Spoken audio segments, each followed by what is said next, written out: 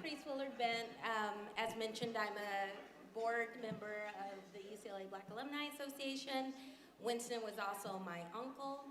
And I have to tell you that for the family, and our family is right over here, it means so much to come to this gala every time we have it. For one, we love the opportunity to recognize all of the wonderful awardees and also recognize Black excellence, but it also means so much for us to just be reminded that my uncle, my mom's brother, my cousin's father, had and still has such a huge impact on young Black scholars. Now, the thing you should know is that the man that you all know or have heard of, either professionally or in the educational sector, is absolutely the man that we knew at home. He 100% always challenged us to be the best we could be. How could you do more? How can you give back? How can you make a difference? Now, I can tell you when I was like 12, I wasn't that excited about that conversation, and I didn't know what I was going to do tomorrow, let alone how I was going to make a difference in this world. But those kernels, those seeds were planted very early. And it is a lot of the reason why I do what I do, and it's a lot of the reason why my family does what it does. So with that, I do want to pass it to my mom and to my cousin to share a little bit more about our uncle.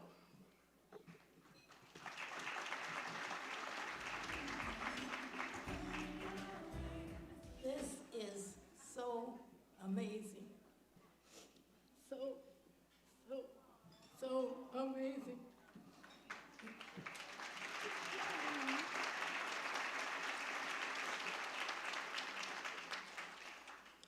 You have heard so much about his accomplishments. I want to tell you a little bit about growing up with him. We came to Watts, California in 1946 from Shiloh, Alabama. He was 6 and I was 9. From the very beginning, he was something special. I want to share with you one example that I always think about when I'm thinking of him. When we moved to 109th Street in Watts, after 2 days, he knew all the kids in the neighborhood, and especially on our street. So, one day, we always ate at 5 o'clock, dinner at 5. Everybody had to be around the table at 5. So he comes home and he has a friend with him. And he says, Mother, she always said we had to call her Mother. Mother, I have a friend here, and his parents have to work from 3 in the afternoon till midnight. So he's home alone. Can he have dinner with us? My mother, who raised all her stuff in the backyard, coming from Alabama, she said, okay, we have enough. From that day on, this young man came to our house for dinner every day. And then we would have to walk him home. And in those days, the streets were very safe, very safe. So we would walk him home, see to it that he got in, lock the door, and go back. Pretty soon, my brother was giving him lessons, teaching him math, making sure he knew his timetables, and giving him his spelling words, and seeing to it he could use it in a sentence. So, this, I remember and think about, that was the beginning. The very beginning of who he was. He also decided, after elementary school, that he wanted to integrate Edison because they said he could come permit with transportation. So he talked to all his friends on the street. They all, 4 boys, 3 girls, went to Edison. Then he was always the 3 things he loved: UCLA, and golfing, and chess, and those like that. And so he made me a better person, because he was always comparing his grades with my grades. And his grades were always better. But I would try.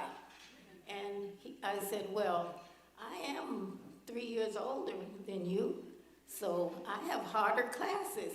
Doesn't matter, he said, doesn't matter. So that tells us that his beginning was destined.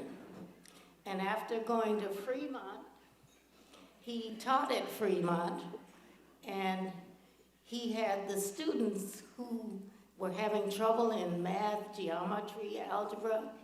He would meet with them at 7 a.m. and tutor them so that they would make better grades. And from that point, he went to UCLA. My last comment, and I know Monica has a lot to say, is that he always remembered what my mother taught him. You pass this way but once. Is there anything you can do to make the world a better place? Do it now, for you will not pass this way again. Thank you so much.